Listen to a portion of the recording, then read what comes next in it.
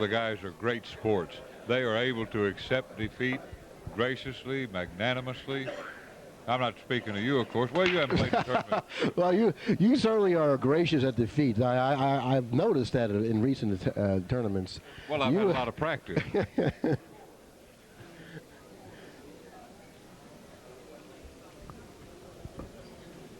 Well, look at all the great players in attendance here, knocked out of the tournament. There's Mike LeBron, Kim Davenport, Jeff Carter, Alan Hopkins, Steve Miserak, Buddy Hall, Johnny Archer. Grady Matthews. Well, my name doesn't count. Pat Fleming played. He's going to get out and start competing again. Now, let's take a look at the expression on Dave Bollman's face. Well, you know, sometimes you can accept a beating so horrible that it actually makes you laugh. I mean, there's nothing else to do. Well, I don't know if Earl has a shot here. We can't tell from our angle. Certain angles are extremely deceptive from this point. Yes, they are. Well, I think he's got a shot here. And he's going to go 3 cushions between the 3 and 8. No, he went 2 cushions. What a great shot. Brushing the 7 and falling and just about perfect position on the 2. Well, he can do anything he wants at this point. And it looks like he is. I think you could corner hook him and ask him to go 6 rails and kick one in frozen on the end rail. It would be a minor distraction. There's a look at it of intensity, Billy. Look at that monitor. That reminds me of Mike Singletary, that look of fire, of power, capability. That's exactly right. The concentration in Earl's face compared to the concentration in Dave's face was such a really a significant difference. Watch out, he misplayed this ball. What's going to happen? Nah, exactly nothing. Well, you know that's okay. Isn't that the truth? Come on, the balls do know, don't they? Given the way Dave's played and the way Earl's played, I hate to say this, he deserved that. But if it was you... The balls know who's winning. Well, if somebody's beating me 11-1, nothing on earth can save me. You think that's going to bother me? You know something? I have to agree. If you were losing 11-1, I think you'd be rooting for your opponent to get out. Well, sure. Who would want to come back to the table, right? Yeah. On the other hand, let's talk about history. After game number 13, Earl Strickland 12, and Dave Bollman still only has 1 beat on his side. I think every great player is entitled to win 1 match like this, at least maybe 2 in his lifetime. I wouldn't give up here, and I don't think Dave will either. There's Howard Vickery treading the walkway. Had a great tournament here. Discarding so many skilled opponents like so much shredded confetti. Well, you see, the difference in a fight, they would have stopped it by now, you see, but obviously they can't do that now. Well, if this were a fight, Dave would have had about 6 standing 8 counts already.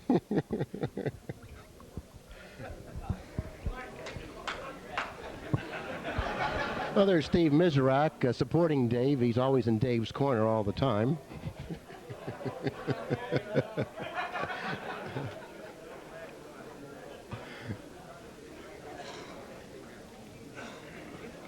Well, I don't know what Dave feels like. If that were me out there, my stomach would feel like jelly. My hands would be trembling. He elicited that response for pocketing the 1 ball. Of course, he snookered himself.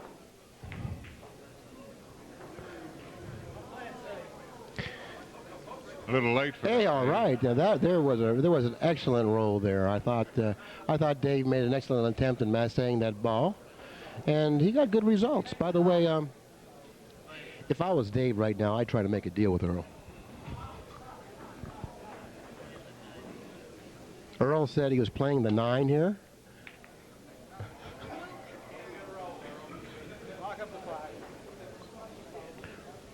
Just like he played it. He played the tie up to 5-6. Now Dave must play the 9 if he has any. He's not even taking the liberty of ball in He hand. doesn't want ball in hand. I don't blame him. Why should he take ball in hand? You know, who needs ball in hand now? Just presence of mind.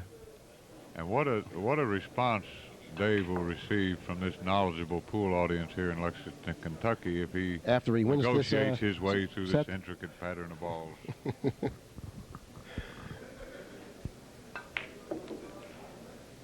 What is this? The 6 ball must be dead, so he's going to kick into the 5. No, he can make the 5. He can make the 5. Let me put my glasses on here. We might be looking at a run out here.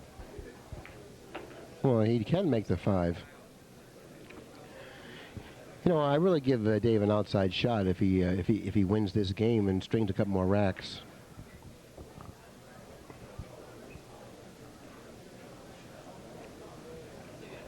Well, I'm way up in the quadrillions to 1 now.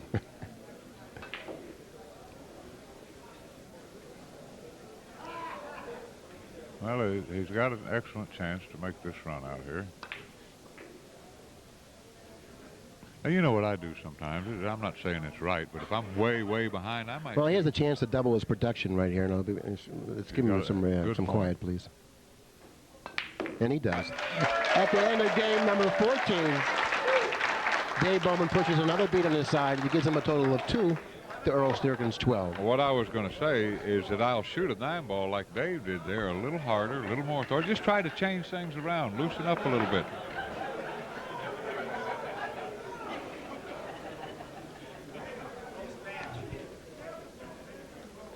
Now, Earl needs only 1 more game to be the Lexington All-Star Open champion. And Dave's going to do whatever he can to stop him from getting that 1 game, as you can see.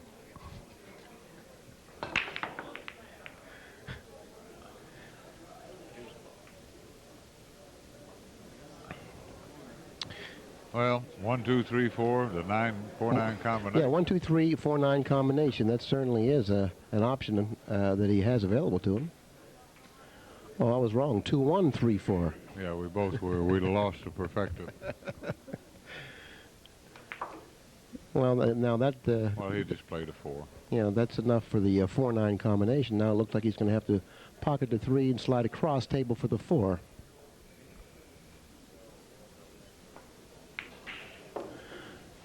Staying on the top side of the 8, he fell slightly short on the 4.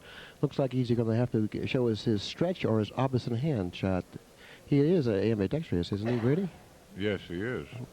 Or as Danny DiLiberto once said, he's amphibious. But he's not crazy. He's elected to play safe. It hit the point in the side pocket, thrusting backwards. It looks like Dave Bollman has an opportunity to win game number 15 and push another bead yet on his side. Now, that's what it takes to be a cold-blooded winner out here on the tour. With a 12-2 lead, he tried to park Dave Bollman behind the 9. Now, that's... I don't blame him. He shot the right shot. You know how hard it is to lag shots in the side pocket when you're out of the match pretty much. You're looking for something that you can fire.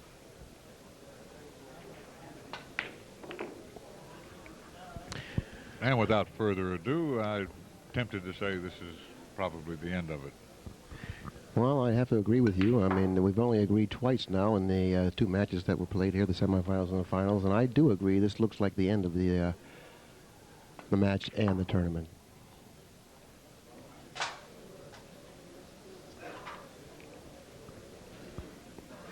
Little simple 2-rail position shot. The 8 and then the 9. And we've got a new Lexington All-Star champion. It certainly seems Billy, that way. The fellow won the tournament that played the best 9 ball here this week. Well, it usually does go that way, Grady. And at the end of game number 15, Earl Strickland defeats Dave Bollman 13 games to 2. It took 15 games for Earl Strickland to win 13 of them and win the title. And I might add that Pat Fleming's prediction of possibly being the fastest final in the history of the sport may have come true.